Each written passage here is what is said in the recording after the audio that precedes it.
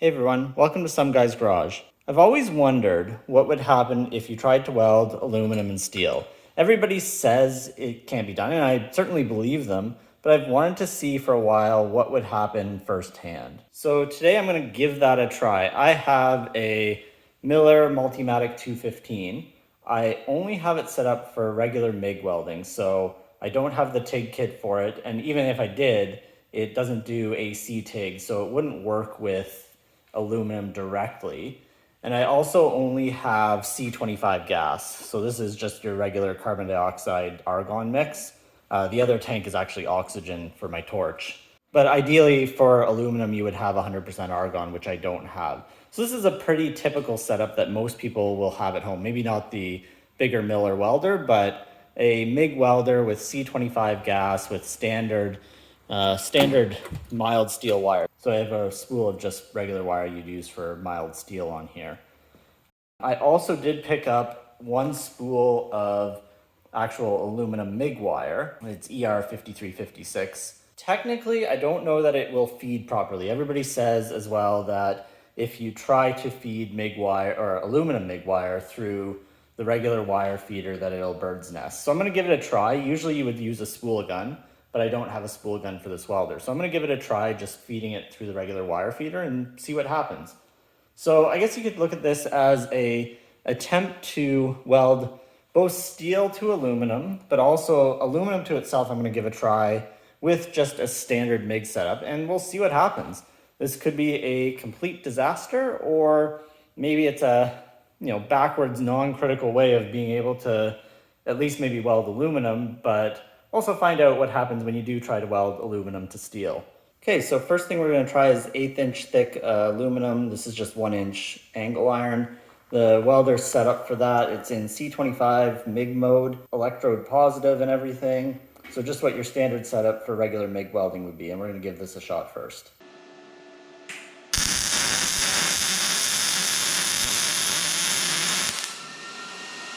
All right, so we were able to strike an arc, and we do have a globby bead on top here. It does look like the aluminum has melted a fair bit, whereas the steel not as much. I'm just going to grab this pair of pliers here, see what happens if I pick at it. So the bead itself feels pretty hard. And let's remove some clamps and see if it's actually stuck together. All right, so it is actually stuck together. Looking at the back side, the bead did come through a fair bit, like where it melted here.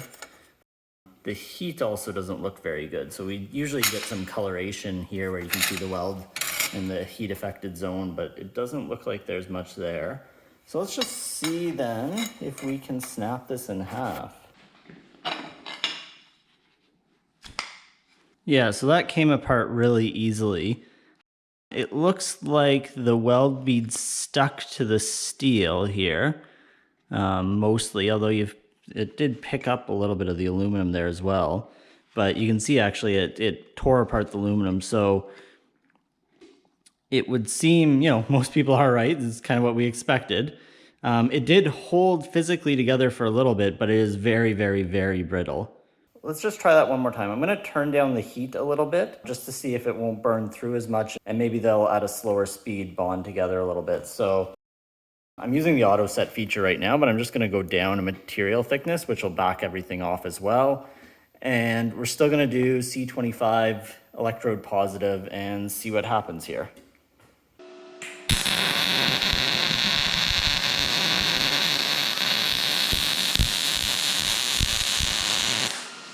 Okay, so there we go. A little less globby this time, and I did go down the back side of it as well, just not across the flat, so just to see what it would do there.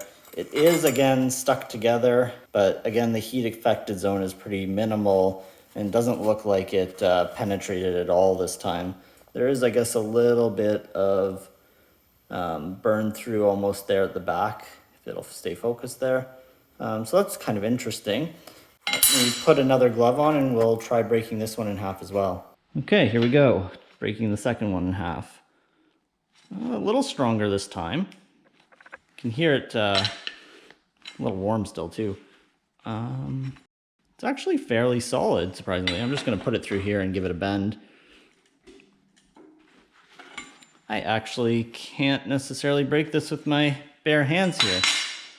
Hold on a second. Just clamped it to the table. Let's try this. It's actually able to lift the table here. These aren't exactly the strongest tables. There it goes. So there we go. Interesting that it did seem to take a little bit of the aluminum with it. So it looks like it sort of half melted the aluminum and kind of bit into it.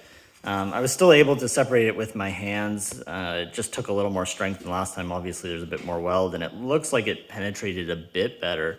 But you can see the steel, it's all still kind of intact, and it's just pulled a bunch of the aluminum with it. So the two metals don't merge together or flow together like they would with steel to steel or aluminum to aluminum. So pretty interesting. I'm gonna try, I'll get set up here again in a second, but I'm gonna see if the welder will let me do electrode negative. All right, so I got another piece set up here. I have switched the leads on the welder. You can see there is an error message for it, just kind of right there. It's showing you to reverse the polarity. But we'll see, we'll give it a go and see if it lets me actually weld with that.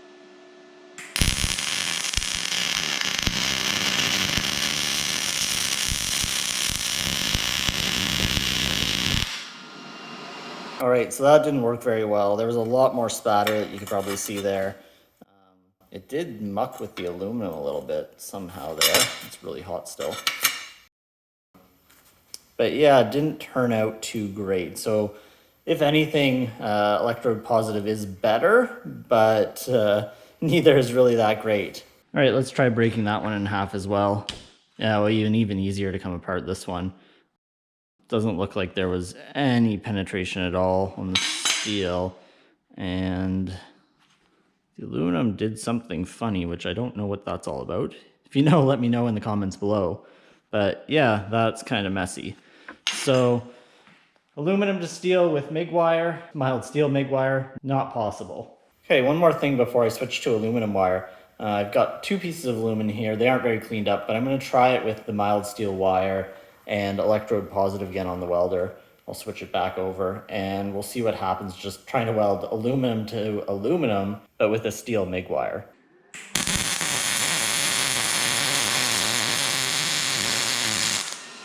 Okay, so let's take a look at that. It did again stick. This is one of the pieces that I've welded before, so there were some of those globs on the backside already. It's really hot, which I thought aluminum would shed the heat a lot faster than steel, but it is still very hot, even just after welding and letting it cool for a minute. It was globby, but it does, again, stick together. So what I'll do here is try and break it in half. Let's see if it actually penetrated. Trying to break this in half. Oh, really, really brittle and hot. Yeah, not much of anything here. Just looks like a globby mess, and basically the steel is sitting on top of the aluminum. So, nope, that doesn't work either. Aluminum to aluminum with steel wire, not possible. So I did get the aluminum wire to feed. It was challenging though, and you can see I did mess up once. I put a kink in it and then couldn't feed it any further. But I do have it through and it does push it. So when I do come over and give the gun a squeeze with the whip relatively straight, it will feed the wire. So we have some hope here. So we're gonna just get it set up with some more aluminum here and steel, and we'll give it a shot welding with aluminum wire rather than steel wire. To get started, I'm going to try aluminum to aluminum, just a little bit of a butt weld here.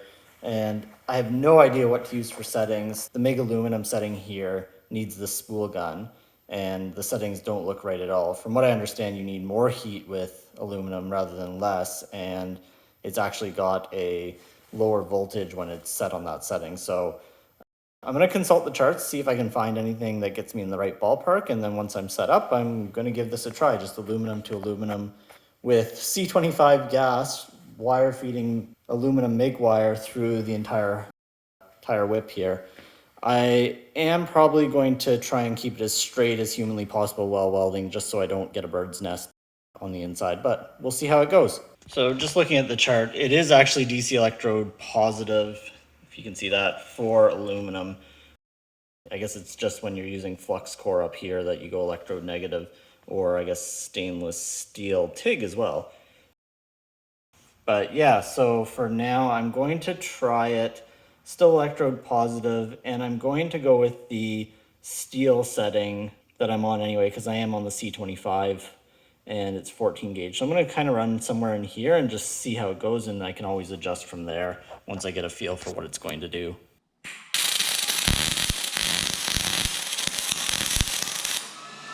Okay, so that was a complete failure. Lots and lots of sputtering and soot and everything else you can see.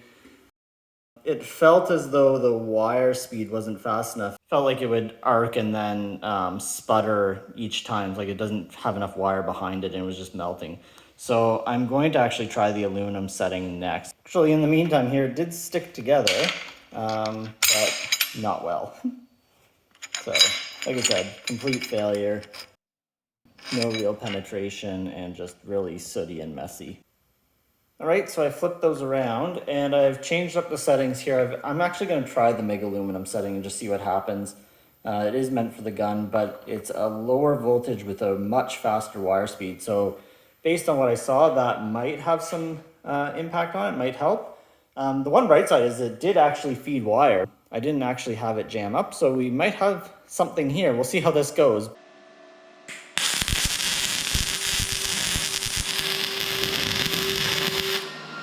All right, so that did feel a bit better. It's still really sooty, which I'm gonna guess has something to do with the carbon dioxide in the mix.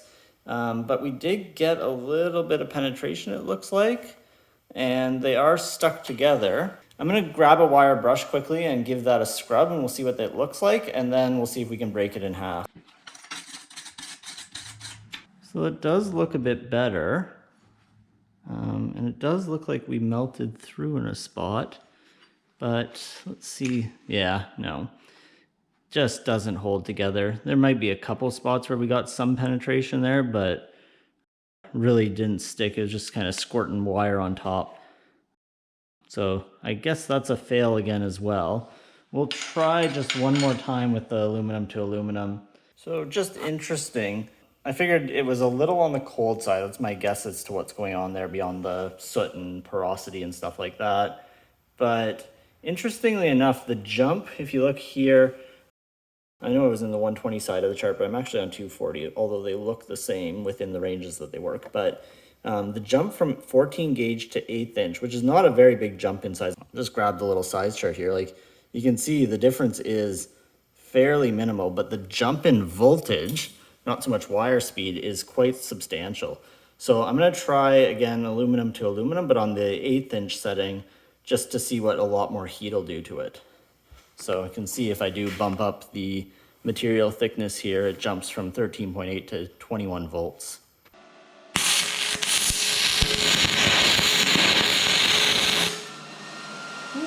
I have no idea what happened there. That was a lot of arc and got really hot on the hand there. Although the gloves held up fine. Didn't feel like a normal weld and didn't have the same sound either. So I'm gonna pull this apart and see what happened, and then we'll see where we can go from there. It might just not work. It might be that the carbon dioxide in the mix of the gas or I can't imagine the lack of spool gun would do it, since we are feeding wire successfully. Okay, so let's see. Might have got a little bit of penetration, but that answers that. We did not get any sort of penetration here, and that just broke in half way too easily. It's just kind of sitting on the surface. Okay, so yeah, broken apart, not very good. I just did a little bit of reading online just to see what people say about this, and yeah, the carbon dioxide is a problem. So what apparently happens is the CO2 in there disassociates or breaks apart into oxygen and carbon. So all of that black soot we're seeing is definitely the carbon, and probably what we just saw there while I was welding all that extra heat was from oxygen. So it was just literally burning, I guess, and made that huge mess. So yeah, with that gas, we're not going to get anywhere. The interesting part though is I am actually able to feed aluminum wire through the machine without it bird's nesting. It is soft, but even without a spool gun, it sort of is working in that sense. It is actually able to feed. So with a tank of argon, which would be useful anyway if I ever wanted to do TIG with this machine, it might actually work without getting a spool gun. So maybe that's the next thing I try. It won't be today or for a little while. I'd have to go find a tank. But I definitely learned some interesting stuff here.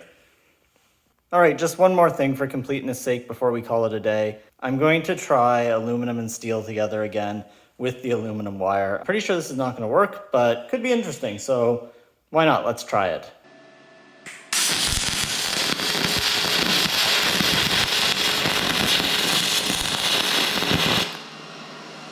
Yeah, so same results, and it cracked in half right away, so these are actually not together at all. You can see it just ended up sitting on the surface here. Didn't bond to the steel or anything at all, so yeah, complete and total failure there, but same sort of behavior with all that extra gas and stuff coming through, and just a completely fail of a weld. Well, there we go. Some interesting results with C25 and aluminum I wasn't expecting, but as expected with steel and aluminum, you just can't weld it together. Anyway, that's all for today. If you have any questions, let me know in the comments below. And if you aren't already subscribed, maybe consider subscribing. But thanks for watching, and we'll see you next time.